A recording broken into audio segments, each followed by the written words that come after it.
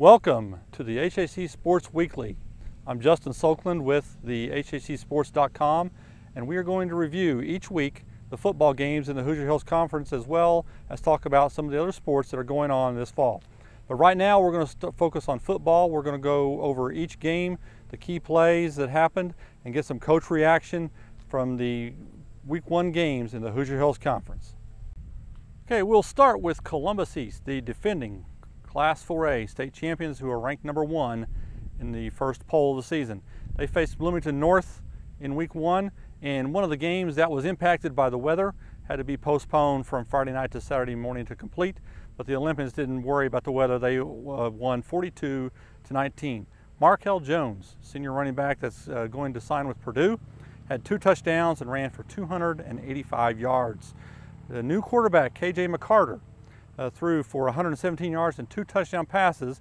He also ran for 1 touchdown, and East is going to be a beast in the Hoosier Hills Conference this season. Jeffersonville went on the road to Evansville, a place that they have usually struggled historically. Came home with a 49-8 victory over Evansville Vossi. Very impressive. Jamal Britt, a junior quarterback, was the most impressive of the Red Devils. He completed 9 of 16 passes, 265 yards and 3 touchdowns. 2 of those passes went to Chris Campbell, a senior receiver. He caught 6 total for 182 yards and 2 touchdowns as the Red Devils completely dominated this game from start to finish.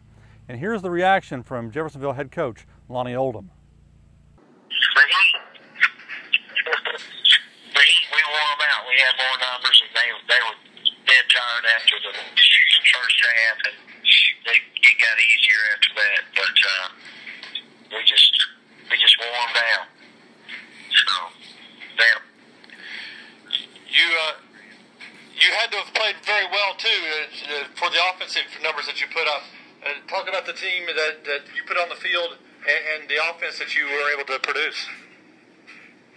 Well, like I said, I think we got a pretty good team this year. Everybody overlooks us because we lost our stars, and Allen and Hines, and a couple of the guys like Atkins and David Smith. But we're overall a more cohesive team, and there's not a big drop off between one player to the next. So we spread the ball around like we've always done, and actually probably throw a little bit more than normal. So Britt was really good and effective early, and we came out with a lot of intensity and enthusiasm and played really well. So hopefully that'll continue. We can keep rolling.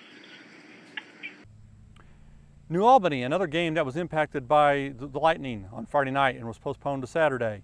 That meant heartbreak for the Bulldogs as they went to Gene Sartini Field and its new synthetic turf suffered a 15-14 loss to the Pioneers.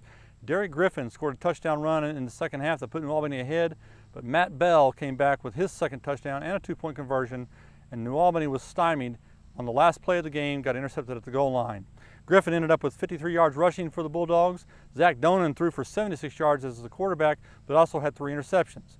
And the turnovers were the problem for New Albany head coach Charlie Fields. I give Providence all the credit in the world. They got a great offensive line, a hard-nosed running back. They take the ball away from you, and they play keep away. They go 3 yards, 2 yards. They'll go to Woody Hayes 2 yards in a cloud of dust, and it makes you have to be perfect on offense, and you start pressing a little bit. But all we wanted was a chance to win the game at the end, and we had that chance, and it just didn't go our way. At Batesville, Jennings County allowed 2 touchdowns in the fourth quarter and suffered a 27-19 loss to Batesville. Dakota Bott had a touchdown run, and Connor Byram had a touchdown run and a touchdown pass that had Jennings County ahead. But the Batesville came back with 2 touchdowns late, and Jennings County suffered a loss in Week 1 for head coach Dustin Roller. At Bloomington South, a game that was not impacted by the weather, Bedford North Lawrence probably wished it had been. They got rolled over 52-0 by the Panthers in Week 1. And South dominated from the beginning. Marquise Holt had a big night with 116 rushing yards, as did Richard Williams, who had 96 rushing yards, and B&L couldn't generate much offense until the very end against the South second team defense. Braden Tidd completed 7 of 12 passes for 42 yards, while Matt Scheffler had 32 yards rushing for B&L. Needless to say, B&L head coach Steve Weber was very disappointed in the effort and the lack of success in week 1. That's not the way, obviously, you wanted to start. What did you learn about your football team? Did you see things that were positive from them? Well, definitely. We saw a lot of good things, but we saw, on the flip side, a lot of bad things. Just blown assignments, not counting right, missing reads. Those are things that are correctable. We saw some loafing, when you see change of speed during the play, which can be corrected, hopefully. But, things we saw were correctable, definitely. Obviously not the way to start. Right. Looking forward to getting a chance to get back on the field and get that behind you and get some a win for some confidence for you. Oh, yeah, definitely. And what we're going to do is we're going to go right back to the very basics again, right back to day one, because those are the things that we blew in the game. So we're going to go right back to practice, not worried about them a whole lot, worried about ourselves. And, I want to go out and compete. Wins and losses, again, I know I said this before, wins and losses right now is not a big thing. I want to go out and compete and play hard, and that's what we're looking for. Seymour, looking for its first win under head coach Josh Shattuck, was not successful in that endeavor on Friday night as Franklin rolled to a 61-7 win. Seymour's problem was very obvious: 9 fumbles. They lost 5 of them, and as Coach Shattuck said after the conclusion, he said he had never seen anything quite like that bad in ball security, and you couldn't beat a freshman team with 9 fumbles. He's absolutely right. That's something the Owls need to work on. Madison faced Charlestown in week 1, and while the Madison defense was pleasing to head coach Patrick Morrison, the offense couldn't generate much against the Pirates. Charlestown rolled to a 21-0 win under new head coach Darren Ward, who came over to Charlestown from a successful stint at Corydon. And Madison had some decent numbers.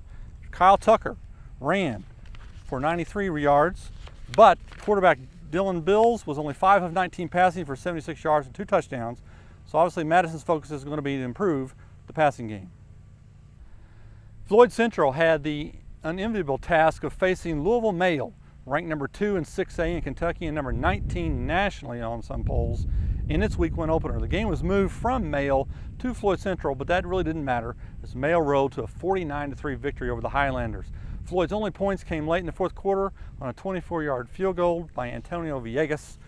Obviously, Floyd Central will be looking to improve in a variety of areas as it goes into week 2. That concludes week 1 of the HHC Sports Weekly report on the football games. Join us next week because we have 7 more games to look at, including Bloomington North at Bedford North Lawrence, Castle at New Albany, Columbus East in its city rivalry game with Columbus North.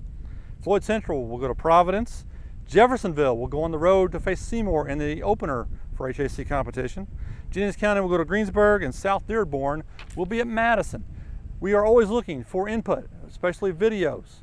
So contact me at the HHC Sports on Twitter or on the Facebook account of TheHHCSports.com. And we look forward to hearing from you and looking for your contributions to this. And until next week, this is Justin Soakland saying thanks for watching and good luck.